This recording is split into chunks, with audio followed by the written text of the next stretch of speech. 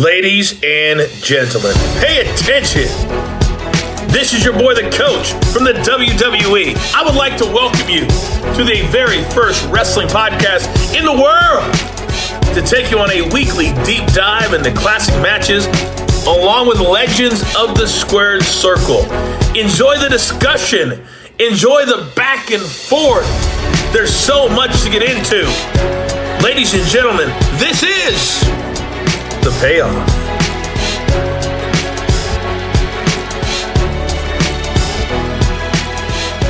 Welcome to an all-new episode of The Payoff. I'm Tom. That's Jeff. We're going back to Madison Square Garden, 1996. Bret, Undertaker, Diesel, Shawn Michaels. This is going to be a fun one. How did you come up with this? Yeah, we're still stuck in the vault here, not for bad reasons. Just watching some of these that are out there, that the hidden gem type stuff. And so this was another one of those where, like we said, we're back to back weeks of Shawn Michaels at this point.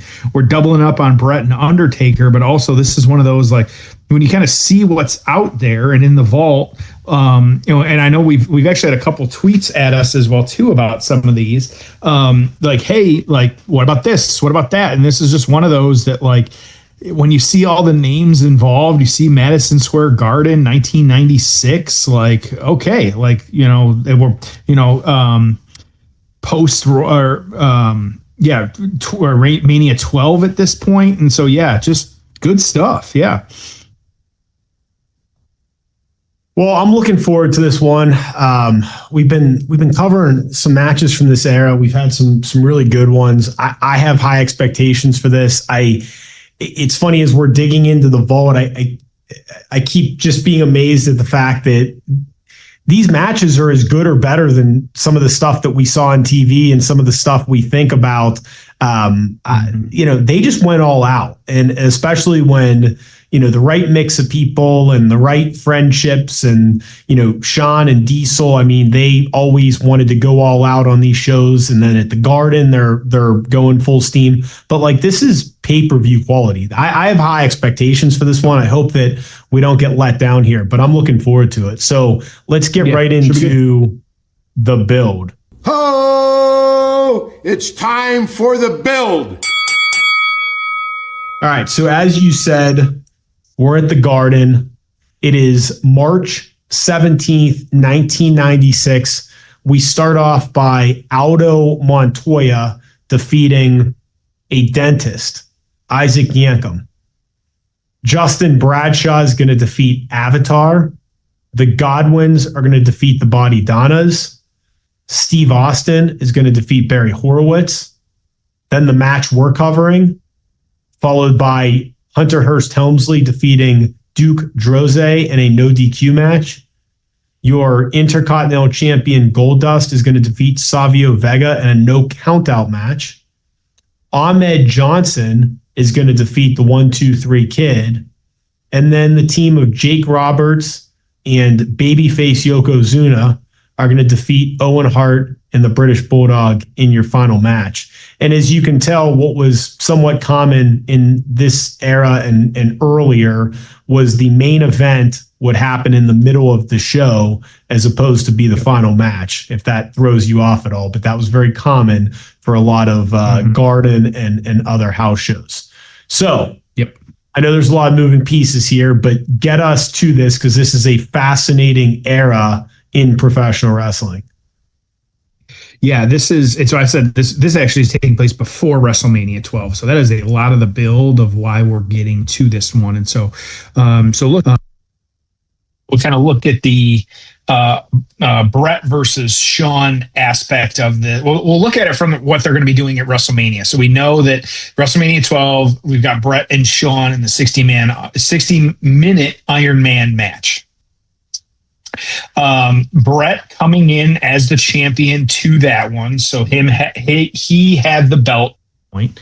You had Michaels had just won the Royal Rumble, and so they were building up to the long-awaited title shot for that. They were both the best in the world, like no kind of question about that. You had Bret technician, Shawn high flyer. and then kind of waiting for this 60-minute Iron Man match to come here. And so you had the tension, you had the respect. Nobody knew what to expect from that. And so that was just really good on that one. So, and then on the flip side, you had Undertaker and Diesel and them having an undercard match, but Diesel had actually just lost the title in November of '95, and so he was kind of more heel than not, but kind of had been turning at that point. He had been taunting the Undertaker, costing him matches, disrespecting Paul Bearer, all that different type of stuff. You had the famous kind of promo where Undertaker popped out of Diesel's casket on Raw at that point, and so you still had a little bit of the supernatural Undertaker at this point too, and so that was kind of fun. And so this is your classic opponents teaming up match. I feel like there was just a lot of this happening at that point. Like you said, you had the WrestleMania stakes built into this one, but also does it make sense? It makes sense that Diesel and Shawn are paired up. It makes a little bit of sense that Bret and Undertaker are paired up. But then when you look at why it makes total sense is that you've got both guys in their, opponents in opposite corners on this one. And so you had the unease though, a little bit too, as a part of this. But yeah, overall, it's just, you got, what is the old saying? Your friend of your enemy is your enemy, or whatever it is. Yeah. And so that's not what it is. I don't know what it is, but anyways, I can't remember it right now. But anyways, yeah. And so getting into this one, it's just, teaming up against or teaming with the guy to take on the guy that you hate. Yep. Love it. I have, like I said, I have very high I have very high expectations, I should say, for this one. So I'm pumped to cover it. We've got the YouTube link. These are rare new generation live event matches on the WWE Vault. We're at the 5-minute mark of this 1 hour and 32-minute video on YouTube. Jeff, are you ready? I'm ready. All right, man, let's do it. It's time for the payoff. Oh, it's time for the payoff.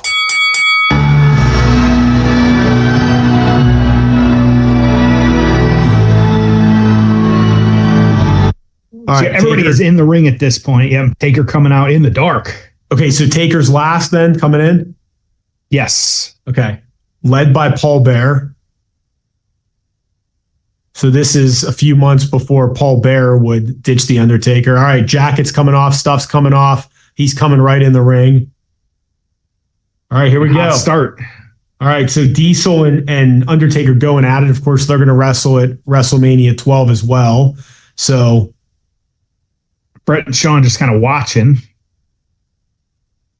Well, and what makes, on the outside. Yep. And then what makes this match interesting too is Shawn is a baby face, Diesel's a heel, and then Bret and Taker are baby faces. So, a little bit of an interesting combination. Yeah.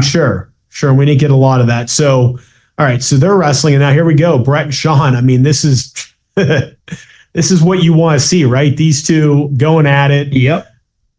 Shawn, the red and black, pink and black for Bret.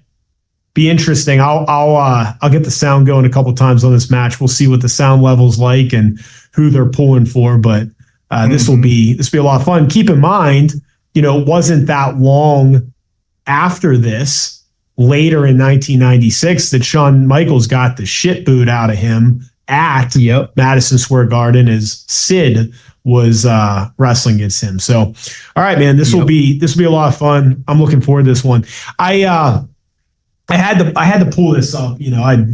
In my research, I wanted to dig into the Bret Hart return in 2010 because it obviously involves Shawn Michaels, and I don't know if you remember. And some of this, it was jogging my memory of returning, but so Bret comes back in January of 2010. It was the first Raw in the new year. He hadn't been on WWE programming in 13 years, so he's the guest host of Raw. Him and Shawn shake hands. They have the real reconciliation to bury the hatchet, right? And then the show ends with Vince kicking Bret in the balls. So then we get Bret, Vince, back and forth. And then it's him and Vince at WrestleMania. So 12-minute, no holds barred match. All the Hart families involved. Bret comes out, thanks everyone on Raw the next night. And then, believe it or not, in May of 2010, Bret Hart is going to wrestle The Miz for the U.S. title, and Bret's going to win. Really no idea why they did that other than for the pop. Bret never defended it. He vacated it. He couldn't take bumps. And then, but a week later on Raw, Vince is announced as the permanent general manager of Raw, and he makes The Miz tap out to the sharpshooter when he tags with the Hart Dynasty against Miz and Jericho. So Bret's involved in different things. And then that summer, he was part of the WWE versus Nexus match. Pretty wild. Then in September, he tags with John Cena against Edge and Chris Jericho. And that was it. And I believe he even wrestled on a couple house shows, if I'm not mistaken. But those were the TV matches. So just an interesting little thing. I mean, fun little, Bret Hart cameo in 2010. Yeah, absolutely. Kind of coming back to this. We're locked up in the middle of the ring at this point. Bret and Shawn, who knows where Taker and Diesel are? They're kind of off somewhere. Yeah. Hanging out in Gorilla, probably just waiting. It's a little bit more of a showcase of these two guys at this point. Yeah. Interesting. Yeah, they're nowhere to be found, are they? Right. There's been some conversation as to, and I forget who initially threw this out there, might have been Eric Bischoff, but some chatter about, TNA could surpass AEW. And of course, initially that's laughed off, but more you think about it, I mean, are they going to get a TV deal as large as AEW? Probably not. But is there a scenario where, based on attendance, based on YouTube views, based on momentum, hell, based on profitability, TNA could be a healthier company than AEW? I say yes. I look at that AEW product and they're in competition with WWE and NXT. So there's going to be times where WWE continues to run competitively against them, whether it's PLEs or Saturday Night's Main Events or NXT shows or whatever it is.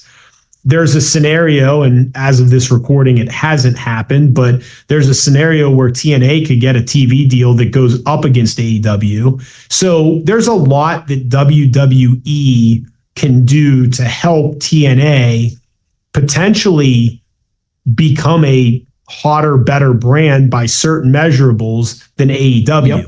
Now, are they going to have the mega stars that AEW has? Are they going to do, fill a baseball stadium or Wembley? No, but I believe they can be more profitable. I believe they could have more eyeballs on them by certain metrics, especially if WWE sprinkles in an AJ Styles or a Shawn Michaels appearance or any little bell and whistle they can do to drive traffic towards TNA, having a Dom Mysterio wrestle on your show. I mean, the things they're doing for AAA right now that are absolutely making a measurable difference. So I'm of the mindset that, yes, TNA could be a hotter brand, better business by certain metrics than AEW. What do you say? Yeah, I think it's so much of it depends on the deal that they get. Oh, we got Undertaker coming back. Yeah. Finally. And he just casually walks up to the apron and just tags in. Oh, and now we're tagging in. Okay, got it. Yeah. Crowd's into it. Big pop for Taker. And Diesel's nowhere to be found, by the way. Nope.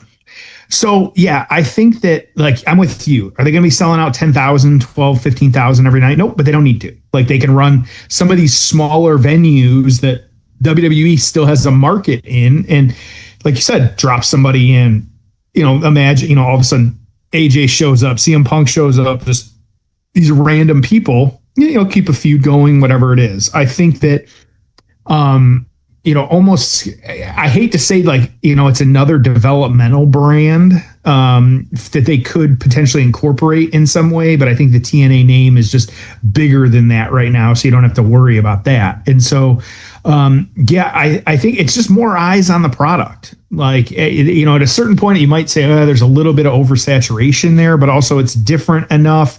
There's different people. Like you said, it's, the AAA partnership is just incredible for them and all the money that they're now bringing in. On the flip side, too, I think back to like, when WWE was secretly bankrolling, ECW. I think that, even if, WWE could have been bankrolling TNA for a little bit here, but it's just a little bit more public. And so, I think it's just one of those. I think it's good for everybody. Like, them having that production and the support and all that different people. And it's a big monster now. Like, I get that. Like, there is all kinds of different things that go into running it, but also like, I think it can only help them. It gives us a different product, maybe, treat it a little differently, whatever it might be. I think that we've got a good opportunity for everyone. Just more wrestling is good. Totally agreed. So we got Bret and Shawn. Bret just threw Shawn off the top rope. Kind of a dry run for the Iron Man match they're about to have, huh? They're just working. They're going to work 20 minutes here, I think. Yep. One other thing I'll say about AEW is I just look. I'm not a media expert, but I don't know if there's a lot of networks out there that want to see screwdrivers and cheese graters and pizza cutters and blood and F words and on a regular basis. So some people are like, oh, well, Cody bled at this event and this guy swore at this event. Yeah, but this is happening weekly on TV. It's all the time. And Tony Khan's in a position where he doesn't need money. So, but if I needed a great TV deal and I needed the money, I'd probably lay off of some of this stuff. And Jeff, I don't know how many people it really appeals to. I'm not like, I don't have thin skin, but at the same time, like, we know it's a work. We know that, people blade and all these things. And so to use like these weapons and do this stuff, again, it's just, I don't love it. And I think it's horrible for the TV. Right. Yeah. And anymore, it doesn't appeal to me. Like, I think, I get it with the product and the blood and, you got kids, like, half the time when they show the audience, it's some screaming kid, like in a good way. Like, and so, and then to cut to that, it's just, it's hard. And that's not, WWE said it, that's not what they're about right now. And AEW is every week. And so, and more, it's more meaningful when we see it. It is. It's one of those, like, you don't see it every week. And so when it does happen, you're like, oh my gosh. And so, so I think it's just, it's what people are looking for. And maybe maybe we are not just a part of that wrestling community that enjoys that, and maybe there are a lot more people that do, but I don't know. It's just not for me. Completely agreed. Were you the one that threw out the idea of John Cena wrestling, like building like an all-star team at War Games? I don't know if that was me. I'm sure it's out there. Or you said it. Yeah, I thought that was a cool idea. And then the one that Dolph Ziggler threw out there about his final match being a gauntlet match. I actually thought both of those ideas were pretty cool. I've never. The gauntlet match to me would be like an incredible risk, because what if it falls flat? Like if the final match is John Cena versus The Rock or Roman Reigns or CM Punk or AJ Styles or Edge or Chris Jericho or Batista or anyone, right? Chances are it's going to be pretty good, right? And you can control it. You know what you're going to get. The gauntlet thing, I'm like, man, that would be a huge risk because it could fall completely flat or it could be awesome. And I have no idea. But there is a scenario where it's like, imagine, I don't know, but it would almost be campy, right? Because it's like Cena's in the middle of the ring and R-Truth comes out. Boom, eats an attitude adjustment. I mean, what if you had Kurt Angle come out and wrestle him for a minute and Cena beats him? I mean, it could be awesome, but it would be a massive risk. But can you imagine a scenario where freaking Edge came out, right? Or you had Styles come out, and then you had, but I mean, I don't know. But again, all these guys would have to like quickly eat pins. It's not going to be an hour-long match, and it would just feed the Super Cena, and the crowd could turn on them. And again, it sounds cool, but it could be incredibly risky. So you finally have Undertaker back. I think I saw him toss a 2x4, so I have no clue what has been going on in other places of the arena. But obviously the house or the crowd will probably know. But now you've got Taker working Shawn. Shawn has worked this full match. And so Bret's at least getting a little bit of rest right now. But yeah, just interesting how it's all playing out. And I still have no clue where Diesel is. But oh well. I don't either. I don't know if he was hurt or if he didn't want to wrestle this night or what the story is, or if they just thought it was confusing with a heel in there.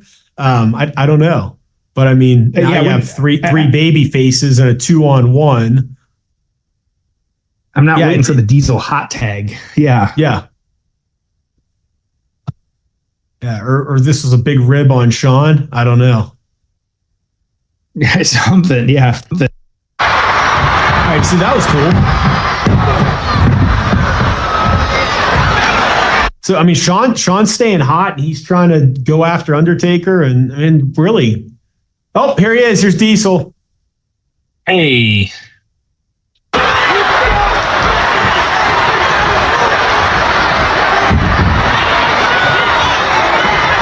Fooled me, taking out Bret.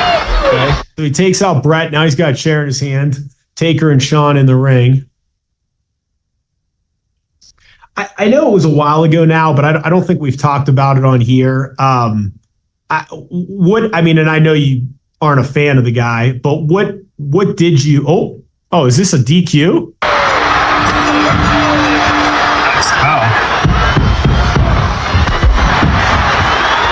All right, so Diesel goes after both guys with a chair. Shawn's pissed.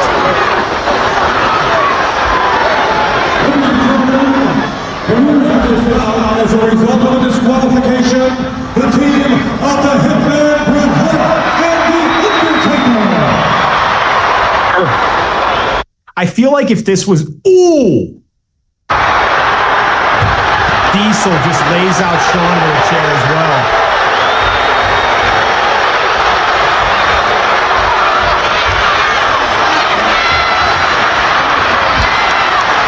Way to do it. Yep. We're gonna keep watching this. Let's see if they do anything else. So then Taker just chased out Diesel. Shawn and Bret both in the middle of the ring. They're injured from the chair shots. Yep. Nash had a pretty easy night tonight. Jeez, like stand around in gorilla waiting and then throw 3-4 chair shots and call it a day. Like Jesus. Shawn's somehow bleeding on his back, if you can believe that. I don't know. I see that too. Yeah, he had to be from the chair. Yeah. Earl trying to wake up Bret. Yeah, Bret's they're coming to finally. Okay. Okay. Well, that's it. So then we're off to another match here. Okay, so that's it. Yep. Okay. Yeah, I thought it was interesting. All right. Yeah, absolutely. Let's get to the aftermath. Ho! It's time for the aftermath. All right. What'd you think? Interesting. Like I said, it had some weird moments. Like I wish Diesel was actually in there more. And so that part of it was a little bit weird. But overall, like I'd say Shawn worked real hard on that one. Bret and Shawn, I think, is, really there, almost like a warm up for them of getting prepped for what they're about to go through. But and Taker was Taker, nothing crazy there. But yeah, I thought overall it was fun. It's what it was. It was fun. It wasn't anything to brag about. Yep. Yeah, I mean, Shawn worked really hard. I think that from a storyline standpoint, it just made no sense, right? Right. Yeah. Yeah, just putting them out there. That's it. Yep. So, okay. Aftermath on this one. What do we got here? I'm trying to figure out this next match. Who is this? This is I'm trying to figure out. It's not the Mountie. I don't know who it is, but it looks like maybe. But anyways,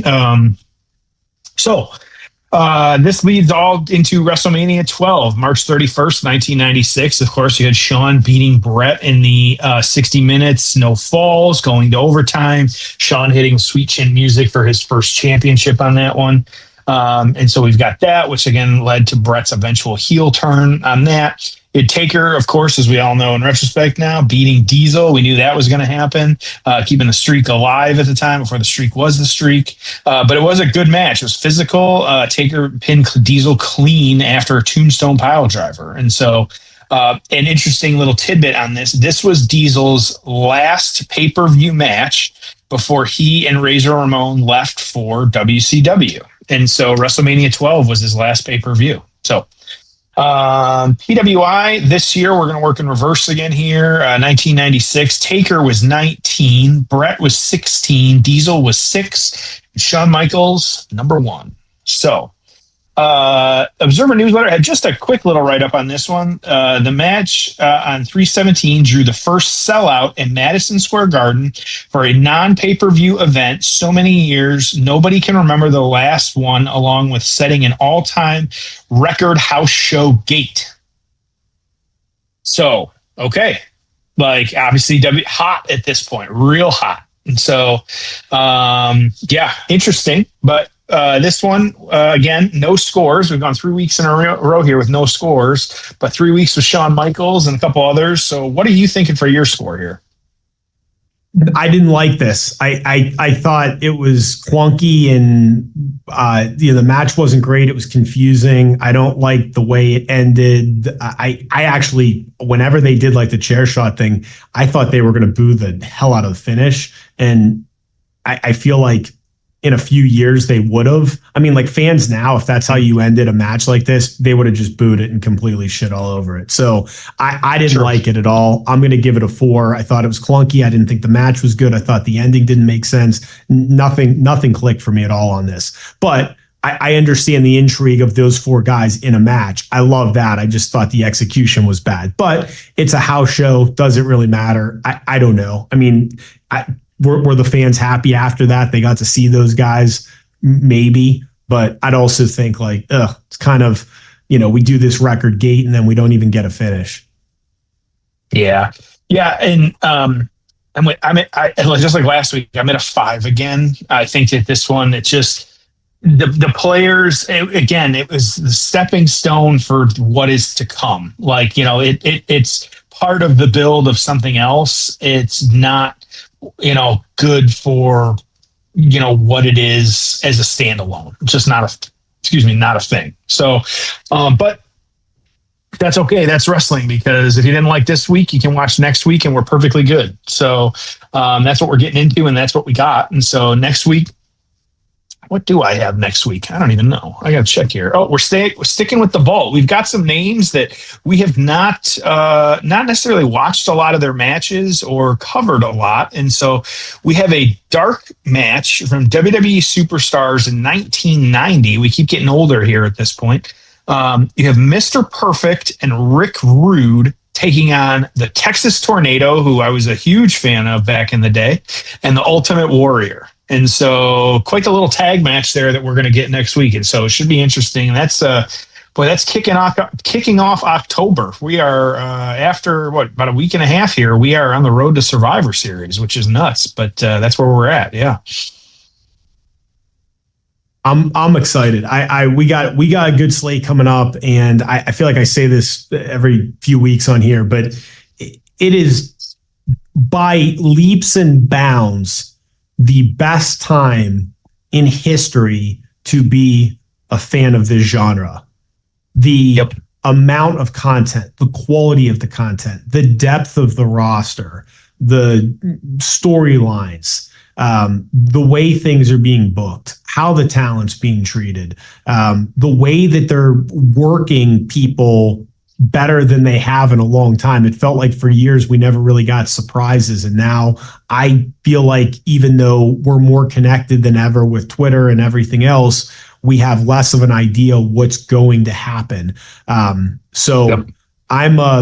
just a big fan of everything right now, and I know you feel the same way. So yeah, it's a great time to be a wrestling fan. We'll enjoy this I just say era for as long as we can. And I think when you see these TV deals and you see the billions of dollars being spent, what that says to me is they have to put a good product on, right? I mean, they have to feature the stars. They have to keep these. I mean, they're paying so much money now that the right people are going to work for a long time. You're going to bring a guy like Lesnar back. You're going to keep a guy like Punk in the fold. You're Cody, Reigns. I mean, you're just going to get this talent and it's going to lead to just great shows after shows. And Triple H seems adamant about delivering a great product. And so when people are paid well and motivated and there's a lot at stake, which there is, it's a great time to be a fan. Yep. Well said. Excellent. Cool. Well, we appreciate everyone listening. We'll see you next week on an all new episode of The Payoff.